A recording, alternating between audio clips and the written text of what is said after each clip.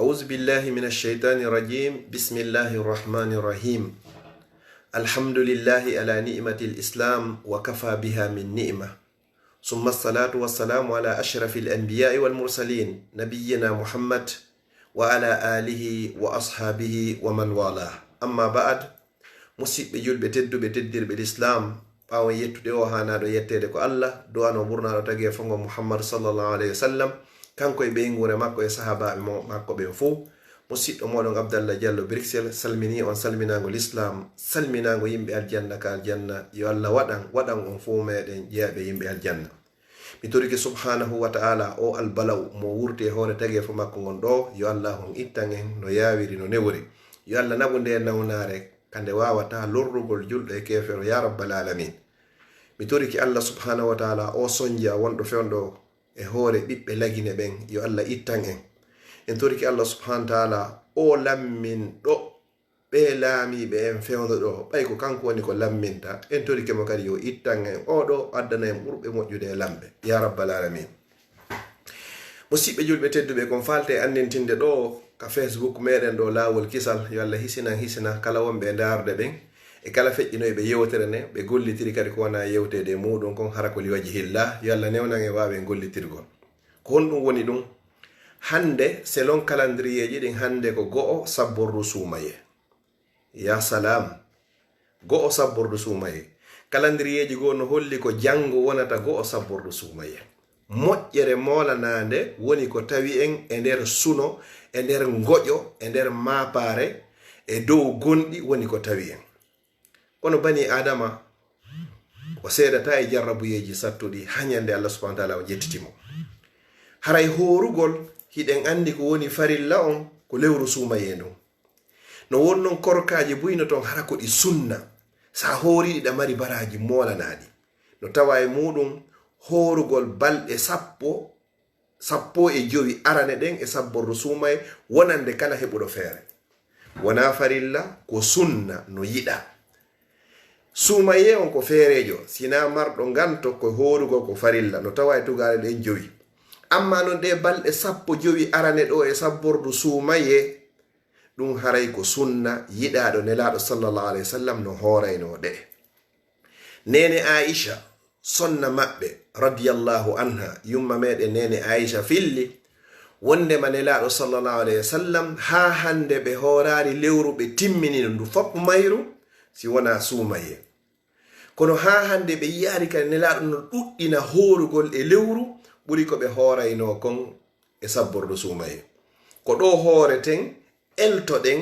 heblanoɗen fi sumaye on ndara ko ha wonto woni ittiri cellal mangal wakkiloɗa ɗo andugol ko honno a nyawdoto kene ɗo yo sumaye on arde haray horugol ɗe balɗe sappo e joyi arane ɗo hino yiɗa ko sunna sa heɓi feere si a ɓurno yiɗon kadi noon haray ella ala e muɗum kono noon sunna on ko balɗe sappo e joyi si ɗe timmari kadi ella ala e muɗum kono wakkilo heɓa seeɗa e muɗum anditene laɗo sallallahu alaihi wasallam hiɓe maki e hadisu goo wo man sama yawman fi sabilillah kala on horuɗo nyallal gotal pet har ko fi Allah horirɗagal zahzaha Allahu wajhahu anin nari bizalika al-yawmi 70 kharifa riwaya go be ni ba'ada Allahu wajhahu anin nari bizalika al-yawmi 70 kharifa aw kama qala alayhi salam sa hori nyallal gotal pet har ko fi Allah woni ko horirɗagal nafi yingo nafi ya yiyane hara ko fiyo Allah subhanahu wa ta'ala on fou kanko pet yo yiyane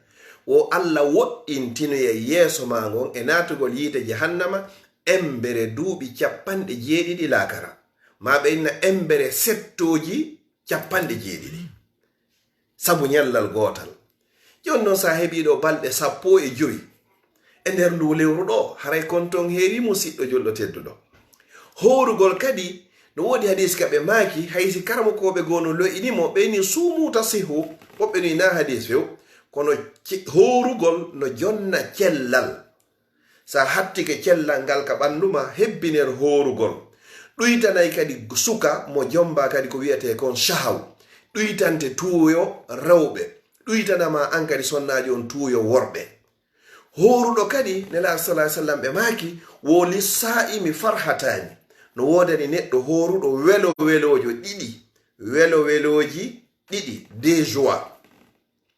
Farhatun inda fitri, welo goo ko nde mo hunto. Sa hunti ka yehi ha tawi futoro on heewi, nange ngen muti, futoro heewi, fewn ɗon hara hiɗa welti ko ñaame hino woodi. Yo Allah okkorɓe maraɓen ko ɓe ñaama.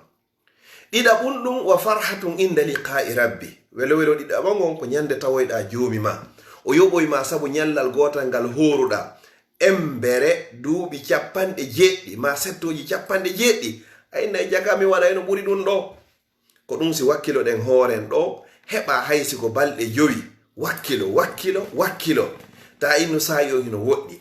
Tentini non enen fewndo ɗo hiɗen sokaka cuuɗi weɗi nde wi hande kayno hoorire aynata ko golle wonɗa yaade, aynata ko hay e hunde.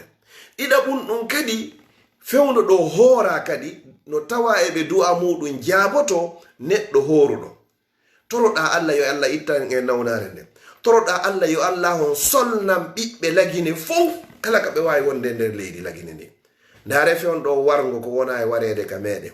Jama foppo adna Allah on fof hino maapi fi nawnare nde, woɓɓe hino maapi kañum ko honno luttirta e laamu, kuɓe maapi hande kay ko honno ɓe warirta yimɓe maɓɓe ɓe. Si a hoori noon hewti ka huntoɗa haray hiɗa tawa eɓe du'a mum jaabotoɓen.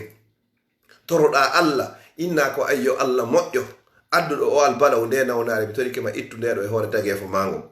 Inna ko ayyo Allah mi torike ma ittu o albalaw o sonja e wargoji e hoore ɓiɓɓe lagine. Okkor men lamɓe fewɓe nunɗoɓe huloɓe Allah yiɗuɓe leydi yiɗi ɓiɓɓe leydi. Waɗa men menen laamateri ndin kadi fewɓe nunɗuɓe huloɓe Allah yiɗuɓe leydi ndin e ɓiɓɓe leydi ndi ya rabbal alamin. Du'a ma ko jaabotoɗum waɗa o du'a ɗo. Sa heɓi ɗum ɗo sen heɓi wulure, yimɓe wulure ma yimɓe guluje 10 toriɓe ɗum ɗo fof hawnaki hino e nder ɓen ɗon ɓe Allah hon yiɗi, ɓe Allah hon jaabinta. Fewndo addata nganto ko sabu golle ɗen, addata nganto ko sabu yeeyoygol, addata nganto ko sabu hay e hunde haɗi hoora. Hiɗa ka suudu a ñallay ndarugol télé wona e me darate ndarugol Facebook hara ko hay hunde wawatama nafude. Woɓɓe fewndo no ñalli ka cuuɗi hay rewtagol Qur'an watta, hay jantagol inde Allah watta, hay tinningol paykoy koye basiñiƴe min piccoɓe watta.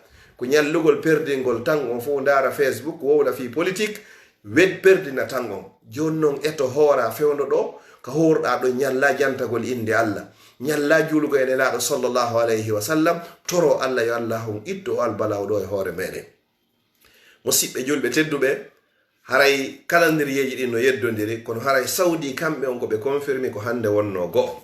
Joni noon fi a heɓari hande go'o, jango ko alkamisa. Fiɓu anniye on hiɗa horude ñentingol sunna nelaɗon sallallahu alaihi wasallam horugol alkamisa. Andite nelaɗon maki hiɓe horayno tenen e alkamisa. Ɓe landa ko fi honnum ɓe horanta tenen on, ɓe inni koye tenen woni ko ɓe jibina, koye tenen woni ko ɓe nula, Allah ƴettitiɓe kadi e tenen.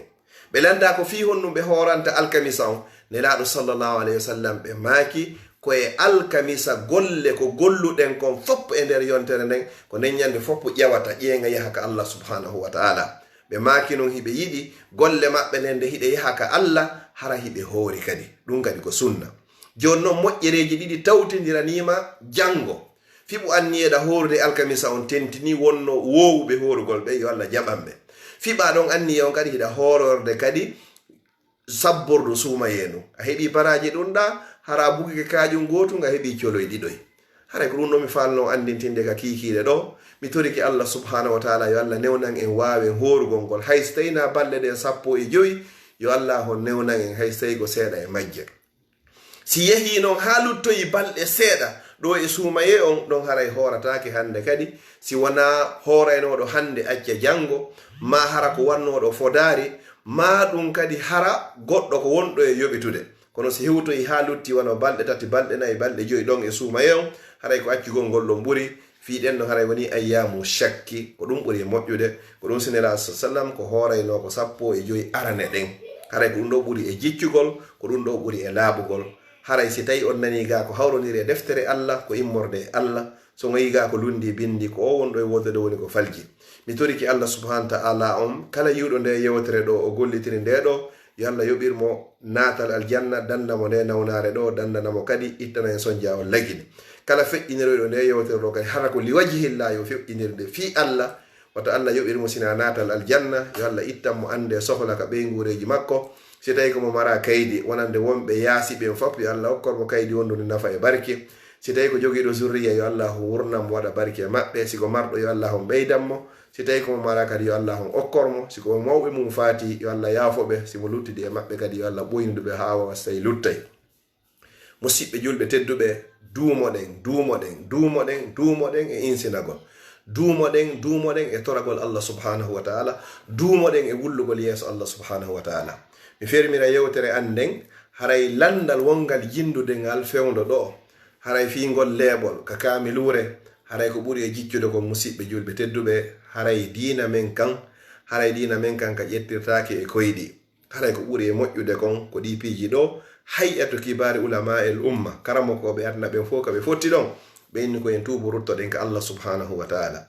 hebbinen toragol mo, hebbinen jantagol inde Allah, hebbinen kadi honɗum kadi du'agol wulla yeeso Allah. yo Allah on ittu albalaw ɗo, kala mo Allah on ƴettiti kadi sabu nde nawnar ɗo hara ko julɗo yo Allah waɗumo yanɗo shahidi. innahu waliyu zalika wal qadiru alayh. Allah tawni en go'o sabburdu suumaye, yo Allah ho tawnu en kadi timmode mayru, o tawna en kadi suumaye, o newnana en wawugol hoorugol ngol kadi sen hoori kadi yo jaɓan en kadi. kala mo Allah subhanahu wa ta'ala tawnari ɗo kay ɗo e suumaye yo Allah taw hara ko yaafede makko nen aditi lejal ngal. wassalamu aleykum wa rahmatullahi wa barakatuh.